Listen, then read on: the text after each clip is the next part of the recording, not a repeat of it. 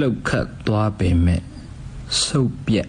မသွားပါစေနဲ့တစ်ပင်ကြီးတွေတောင်မှငှက်တွေနားပြီးပြန်သွားတဲ့အခါအကိုင်းအခက်တွေလှုပ်ခတ်ပြီးကြံခဲ့သေးတာပဲလေ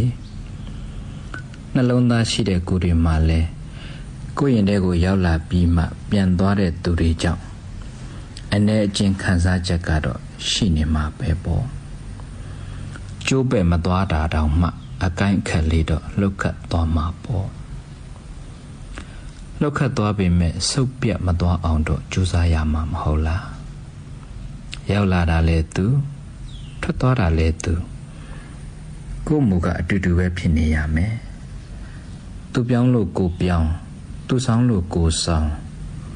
သူမကောင်းလို့ကိုမကောင်းဘူးဆိုရင်ကိုလည်းသူ့လိုပဲမူတွေကွဲကုန်မှာပဲပေါ့ဘဝရဲ့လောကဓာတ်ဆိုတာဘာမှတသမတ်တည်းမရှိဘူးလေလောကလူတဘာဝကိုကအရေးလဲခိုကြမှာပဲအရေးခွင်ရင်အခက်လဲချိုးကြမှာပဲလိုရင်ရောက်လာမယ်မလိုရင်ပြန်သွားမယ်မခေါ်ပဲလေရောက်လာမယ်